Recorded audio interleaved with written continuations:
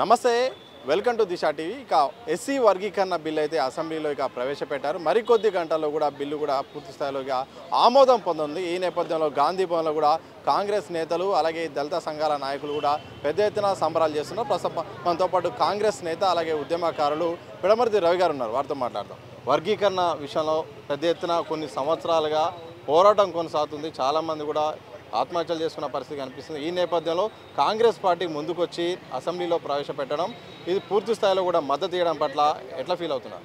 ఇది చాలా సంతోషకరమైన దినం. ఎందుకంటే 30 ఏళ్ళ ఉద్యమాన్ని పరిష్కారం చేసింది కాంగ్రెస్ పార్టీ.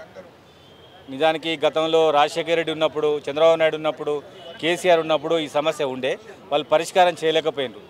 కానీ రేవంత్ రెడ్డి వచ్చినాక చేవేళ్ల డిక్లరేషన్ ప్రకారం ఆయన అన్ని మీటింగ్లో చెప్పిన ప్రకారం వర్గీకరణ నేను చేస్తా అన్నాడు. అదేవిధంగా వర్గీకరణ చేసిండు. అసలు మాదిగలు ఎంఆర్పిఎస్ కృష్ణమాత అడిగింది 7%. కానీ ఇవాళ రేవంత్ రెడ్డి గారు జనాభా దామాషా ప్రకారం 15లో మాకు 9% ఇచ్చిండు.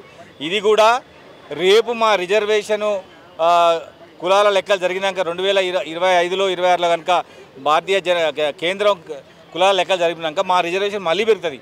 అది 11 అయితే అవసరం 12 అయితే కూడా. సో ఇంత కన్నా గొప్ప దినం ఇంకోటి లేదు. అటు తెలంగాణ ఉద్యమం చూసినాం, ఇటు వర్గీకరణ ఉద్యమాన్ని కూడా చూసినాం. ఓకే, మరి ఇంతకుముందు మందకృష్ణ గారు ప్రస్తావన తీసుకొచ్చారు. 7% అడిగినా మీరు చెప్తున్నారు. కానీ మొన్న మాత్రమే 9% మాకు సరిపోదు, 10 నుండి 11% ఇస్తే మాకు న్యాయం జరుగుతుంది, మాలలకే ఎక్కువ న్యాయం జరిగేలాగుంది, ఇది సరైనది కాదని కూడా ఆయన చెప్పారు.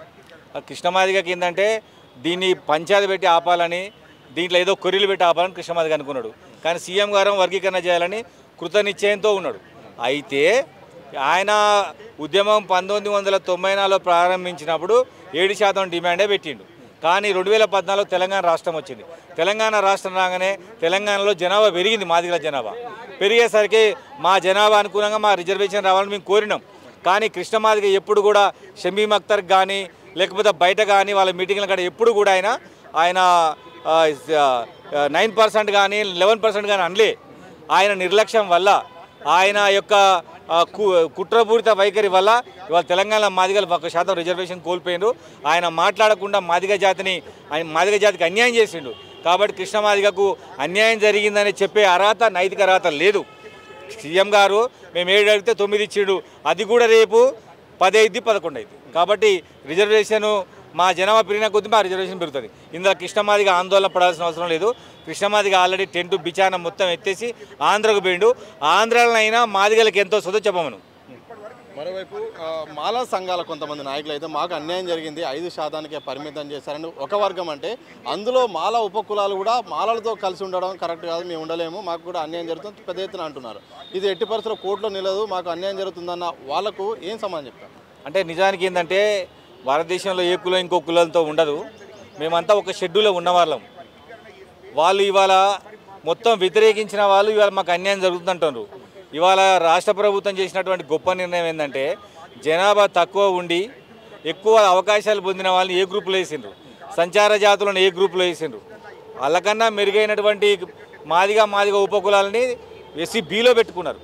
అదేవిధంగా అంతకన్నా మెరుగైన అవకాశాలు పొందినటువంటి మాలలని C గ్రూప్లో పెట్టిండ్రు. ఇంతకన్నా సామాజిక న్యాయం ఎవరు చేయలేరు. ఇది వాళ్ళ జనాభా తెలంగాణలో అంత ఉండదు. అయినా ముఖ్యమంత్రి గారు 5% రిజర్వేషన్ వారికి ఇచ్చిండు. అందుకోసమే మీకు చూడండి, తెలంగాణ రాష్ట్రంలో మాలల ప్రొటెస్టే కనిపిస్తలేదు ఎక్కడ. వాళ్ళు కూడా సైలెంట్గా అయిపోయారు, వాళ్ళు కూడా వదిలేశారు. ఎందుకంటే ఇన్నేళ్ళు ఆపినాం, దీన్ని ఆపలేము, ఆపకూడదు, ఇక వాళ్ళతో కలిసి ఉండాలనే ఉద్దేశంతో వర్గీకరణ ఉద్యమాన్ని వాళ్ళు వెనుకకు తీసుకున్నారు, వదిలేసారు.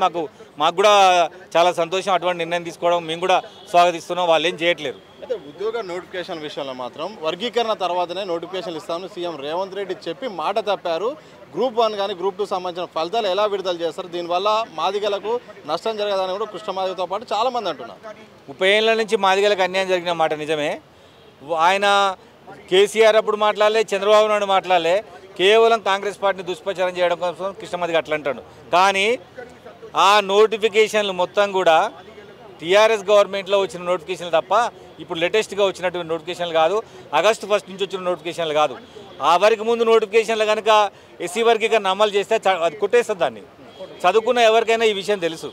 కాబట్టి కృష్ణమాదిగ ఎందుకంటే ఏదైనా ఒకటి కుర్రి పెట్టాలి, రేవంత్ రెడ్డిని బదనాం చేయాలి, కాంగ్రెస్ పార్టీని ఆగం చేయాలని ఆయన యొక్క కుట్ర. కానీ పాత నోటిఫికేషన్లకు వర్గీకరణ వర్తించదు. కొత్త నోటిఫికేషన్లో వర్గీకరణ వర్తిస్తుంది. ఎంఆర్పిఎస్ అంతా చదువురాని ఉంది కాబట్టి వాళ్ళకి ఈ విషయం అర్థం కాదు. వాళ్ళ ఉద్యోగస్తులైనా వాళ్ళ అడ్వకేట్లైనా చెప్పాలి ఈ విషయాన్ని. అది వర్తించదు. ప్రజెంట్ వచ్చిన నోటిఫికేషన్లకే వర్గీకరణ వర్తిస్తుంది. చివరి ఒక మాట చెప్పండి, వర్గీకరణ కోసం ఎంతో పోరాటం జరిగింది, మొత్తానికైతే ఇక దానికి ఒక ఫలితం అయితే రాబోతుంది. భవిష్యత్తులో వర్గీకరణ ఫలాలు ఎలా ఉండబోతున్నాయి, ఎలా ఉండాల్సిన అవసరం ఉంది? అంటే రిజర్వేషన్ అవరకు ముందు మాకు 7 వచ్చేటి, ఇప్పుడు 9 వస్తాయి. తెలంగాణలో మాకు 3-4 మాత్రమే 15% ఉన్నప్పుడు ఉమ్మడి రాష్ట్రంలో ఉండేది, ఇప్పుడు 9% వస్తున్నాయి. మా వాళ్ళందరూ ఉద్యోగాలు తీసుకోవాలి, గ్రూప్ 1 గ్రూప్ 2 చదువుకోవాలి. రానున్న నోటిఫికేషన్లో మాదిగ జాతికి ఎక్కువ ఉద్యోగాలు వస్తారు కాబట్టి మాదిగ జాతి మొత్తం కూడా మందకృష్ణ మాదిగ వదిలి మొత్తం పుస్తకాలు పట్టుకోవాలని వారికి విజ్ఞప్తి చేస్తా ఉన్నా. మొత్తంగా ఇక ఉద్యమాల పని అయిపోయింది, ఇక మొత్తానికి వర్గీకరణ వచ్చింది కాబట్టి ఇక పుస్తకాల పాట పట్టాల్సిన అవసరం ఉంది.